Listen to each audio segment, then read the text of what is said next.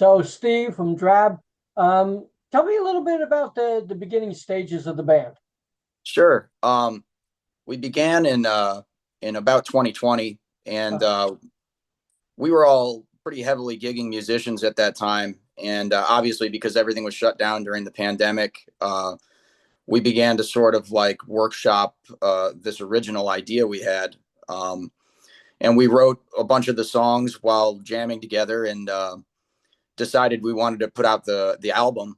And a big key to getting it done correctly was I contacted a friend of mine named Jack Mealy here in New Orleans, who's a really great producer, and he kind of joined the project and brainstormed it, and then we just hit the studio and a couple days recorded all the songs, and that was sort of the beginning of Drab.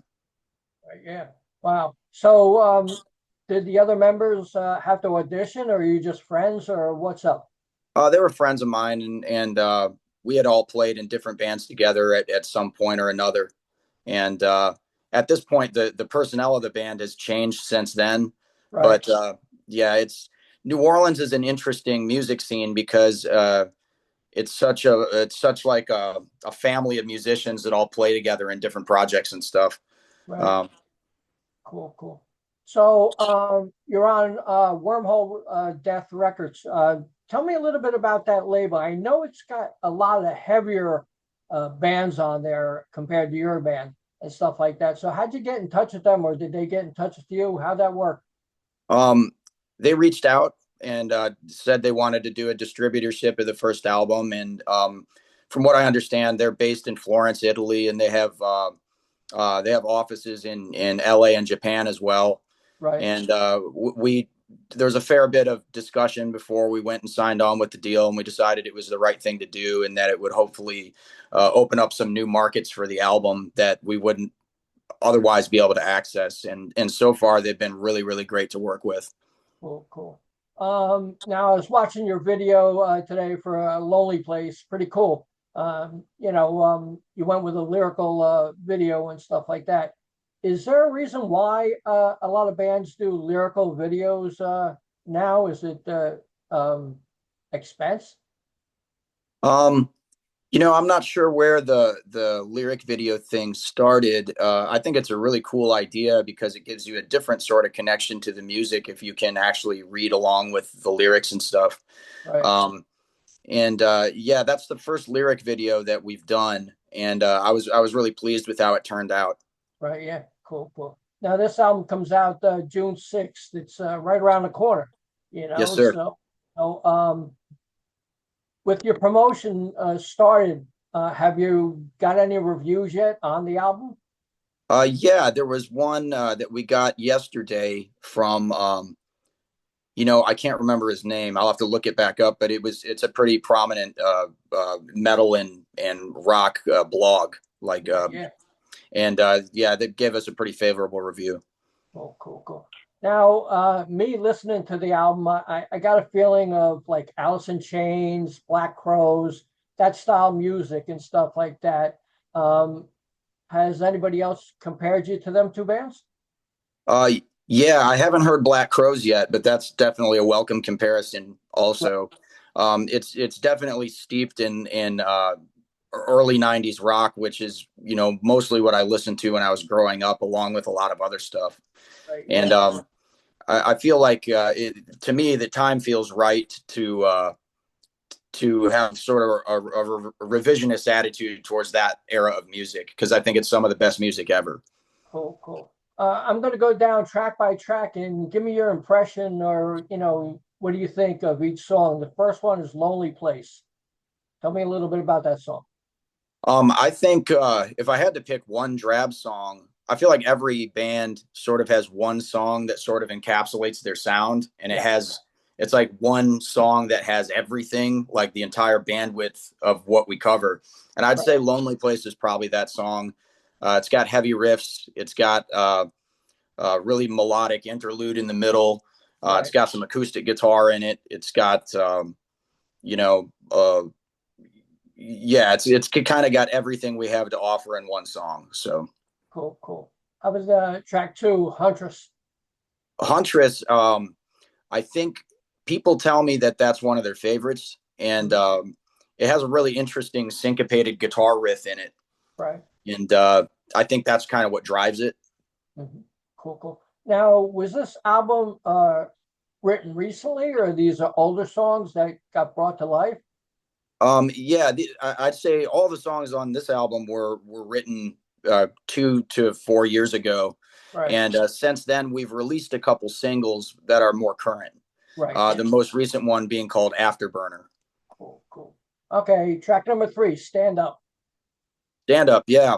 Um, it starts with that crushing bass groove, and it's much more funky and kind of groovy than the other DRAB songs. Right. Cool, cool. Track number four, Sand. Sand, I think that one, the like the preliminary release of it has more streams than any other song we've done. Right. Um, and it's catchy. It's got a hook in it. It's a Uh-huh. little bit. Definitely more accessible. Cool, cool. Track number five, Break the Chain. Break that chain. That one shows a lot of like blues roots. I came up playing blues guitar, and Uh-huh. that song is very rootsy, and has a lot of extended guitar breaks in it where I kind of let loose on soloing. Cool, cool, cool. Track number six, Candyman.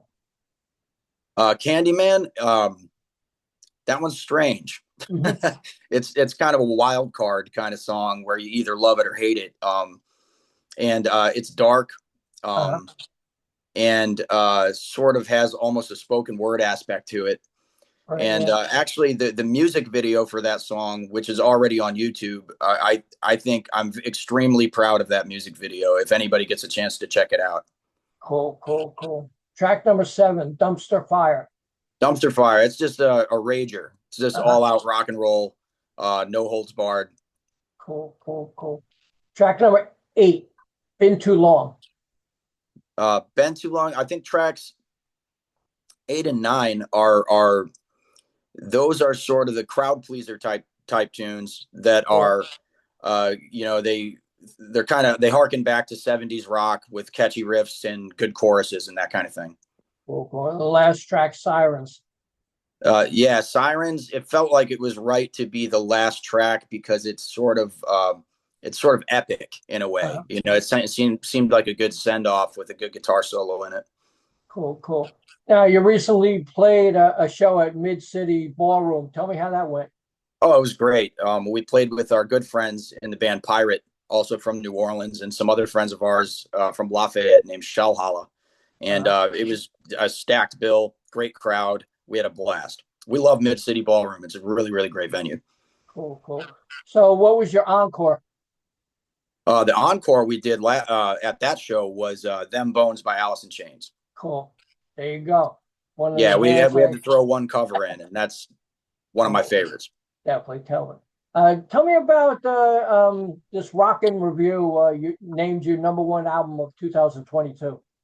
Yeah, that was a pleasant surprise, and I feel like when they heard what we were doing, it was so different than what was going on in the local metal scene here that they Right, really, really connected with it. And he really sat down with the album and picked it apart in a way that um, showed a lot of genuine interest and understanding. right. And yeah, that definitely gave us a boost early on and kind of put us on the radar of the local scene here. Cool, cool. How is the music scene there? The music scene in New Orleans is amazing. It's like no other place on earth. Right, yeah. Obviously, New Orleans has always been known more for jazz and roots music, but if you dig a little deeper, it's also always had a thriving underground metal scene. Um, bands like Acid Bath and Soylent Mhm. Green and Goat Whore and Right, there's also a Pantera tie-in because obviously Phil Anselmo is from New Orleans and formed Pantera when he went to Houston. right, And New Orleans metal had a tremendous influence on Pantera, which then right, went on to have a tremendous influence on metal in general, mainstream. right. Yeah. So yeah, the New Orleans metal scene is definitely one of the best in the world. Cool, cool. this album, when it comes out, will it also come out on vinyl? Yeah. Cool, Yes. cool. Black, any color? Or It's just a standard vinyl. cool. Okay, nothing wrong with that. It's great. Everybody Yeah. wants vinyl now, you know. Yeah, So it's always nice when it sounds good and looks cool too. cool, cool, cool. So if you had a choice, you particularly, would you want a download, CD, cassette, or vinyl? For me, nothing sounds like vinyl. Uh-huh. It's the best. Right, It's definitely the best reproduction of the original sound that you can get. right, And the album was also, it was mastered on 2-inch analog tape, so it's kind of meant to be heard on vinyl. right. But Yeah. the digital media that we have these days is so great quality that you can't go wrong either way. Cool. You have any shows coming up you want to talk about, or anything planned in the stages? Yeah, we're this August. We are our next show is July 9th here in New Orleans at the Goat with a really great band called High Black River. Uh-huh. And we're going to take some time off in August to workshop some new songs and go back into the studio. Mhm. Cool, cool, cool. Can you tell me about the other members of the band? Yeah. The current lineup is Casey Freitas on bass and Aaron Levy on drums. Cool, cool. And I feel like they do the material the most justice. They're and the chemistry in the band is phenomenal at this point. Cool. Um, yeah. Good. And we also write songs really well together. I'll usually come into rehearsal with some riff ideas that I then bounce off of them, and we can usually, uh, you know, sort of extrapolate a song from these ideas. Cool. Like in high school, what music did you listen to? Oh boy. Well, I first got into music through my dad, who he also played guitar in bands when I was a kid. He owned a little guitar store when I was really young, and he had a really great record collection. And I first got into music through that, and it was mostly classic rock, and but also a lot of different kinds of music, a lot of jazz and a lot of blues and stuff like that. Mhm. And then as I got older, I started listening to a lot of the modern and classic rock radio where I grew up. So it Mhm. started with like Dio and Megadeth and AC/DC and Sabbath, and then I got more into the modern rock at that time of Nirvana, Stone Temple Pilots, Mhm. Alice in Chains, Soundgarden, Melvins, and then I branched out into a lot of different areas, subgenres from there. Right, yeah. Cool, cool. Did you collect anything when you were younger? Um, Collect anything? Yeah, I used to. I was really into comic books. I'm in my music room here at home, and I've got my comic book collection right next to me. You can't see it, but I've had Uh-huh. it since I was a kid. I was really Wow. into comics, and I was really into basketball cards and Uh-huh. Marvel cards, which I still have all of them. So Cool, cool. Some of them can be worth some bucks. yeah, I'm kind of attached to them. I've traveled quite a bit and moved here and there over the years, and I've always kept my stuff. So Yeah, yeah. I got like them long white boxes, like they're about like 6 foot long. I got about yeah, 10 of them from when I'm a kid and stuff like that. I don't even open them. yeah, It's like I don't know what I have. And same thing with sports card. Matter of fact, I just bought my son his first two boxes of cards just to open, cheap stuff, just to see if he would enjoy it. And he did, right. so it's pretty cool. So, what was the last concert you went to? Oh, the last concert I went to, I'm gonna have to think on that because these days I gig so frequently. I play in a couple different bands and I play music full time here in New Orleans. So, in the event that I catch a night off, I try to catch a show.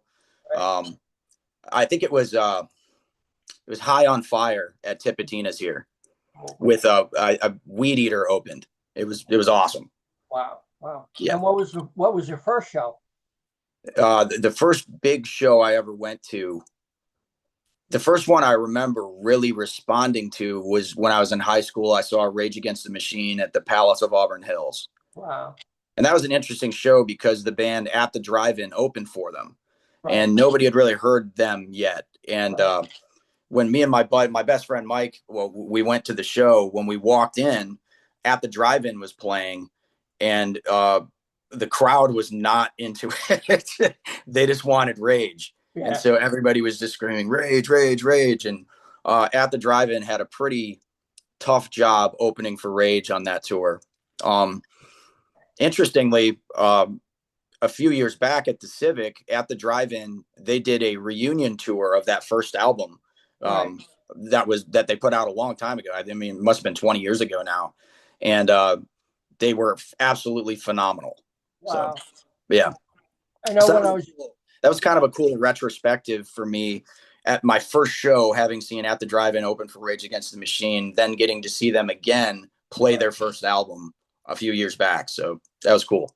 Yeah, cool. When I was younger, I had the black satin jacket with the white logo with the guy with the arm up for Rage Against the Machine. Oh, awesome. Okay. Yeah, but Yeah. I think my daughter, when she moved, she took it with her. Yeah.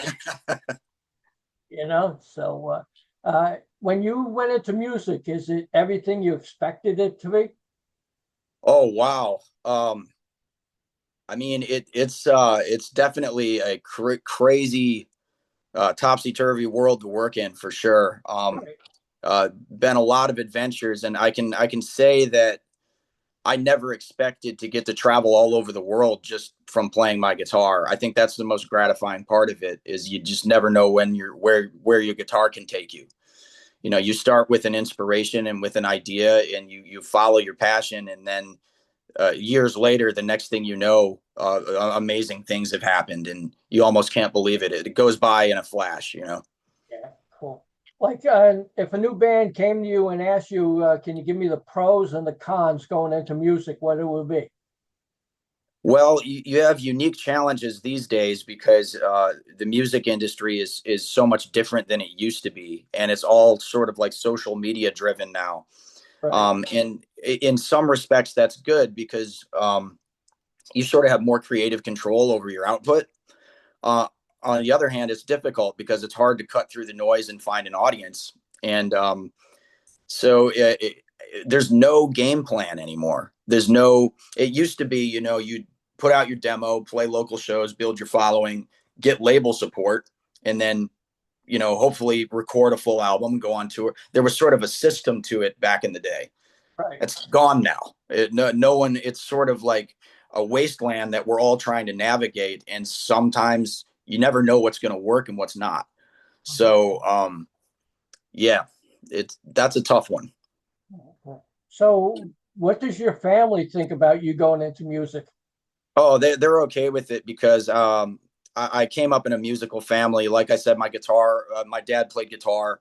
Mhm. My older sister was a really great oboist, and she sang opera. She was a soprano.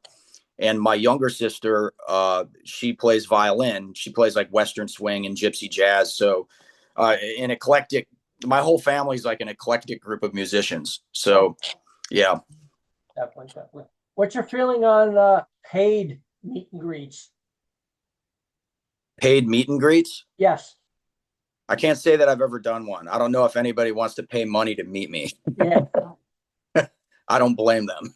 Well, would you go and pay somebody to meet them? um, I've considered doing that. I'm kind of fortunate in that I've been able to meet some of my heroes in the past. But I've never done an actual paid meet and greet. No. Right. Yeah. Wow. Wow. So, once this album's released, what are your hopes? Um, I would like to hopefully. Right now, we're sort of playing regionally and getting more and more support outside of New Orleans, and I'd like to hopefully tour nationally or internationally. Cool. Cool. If you had one country to visit to play, what would it be? Oh wow. Well, in previous bands, I've toured pretty heavily in the EU Mhm. and toured quite a bit in Canada as well. Um, I have not gone to. I've never been to Japan or Hong Kong, and I hear they're really cool. Yeah. And so, if that opportunity ever arose, I would love to. Cool. Cool. Cool. Um, did you ever get to meet your favorite musician? Um, yeah, I've gotten to meet a couple of my favorite guitar players. Probably the one that starstruck me the most was Brian May. Uh-huh. I actually met him here on Frenchman Street in New Orleans when I was on a gig down there. Wow. And it was a few years ago. He was doing a sort of a Queen reunion tour with Adam Lambert on Right. vocals, and they Wow. did a show in New Orleans. And Brian May just happened to be sort of walking around Frenchman Street checking out bands, and he came and watched my band for some time. And I got to talk to him for a minute and shake his hand, and that's about the only time I can remember being sort of starstruck. Right. Where I was like, man, I feel like I should just put my guitar down because I'm not worthy. Yeah. But he was super cool. Uh-huh. You could almost have mistaken him for a tourist in a way because he was just sort of, he's wearing shorts and a Rocky Horror Picture Show shirt and just hanging out with his friends. And as soon as people started noticing him, like crowds would sort of start to gather around him. So he Right. didn't linger. So I talked to him for a minute, and as soon as it started to become evident who he was, he kind of moved on to the next club and stuff. But that was definitely memorable. Cool, cool. Is there any upcoming bands that you really like? Um, well, in the New Orleans scene in particular, there are a couple. Obviously, the big one being Brat, who's Mhm. phenomenal, and they're sort of like taking the metal world by storm right now, and definitely carrying the torch of New Orleans metal. Um, I'm in another band also called Garguts, which is uh, it, it's definitely more like deep New Orleans sludge metal, and Right. we've got some exciting things happening too. Cool, cool, cool, cool. Well, Steve, it was great talking to you, and I appreciate the chat. Would you like to say anything to the fans out there? Also, do you got merchandise available where people could pick it up? We do on our Bandcamp page. We've got T-shirts, we've got buttons, we've got patches. You can pick up, the vinyl and stuff, and definitely go to the Wormholedeath website to pre-order the album that's out June 6th.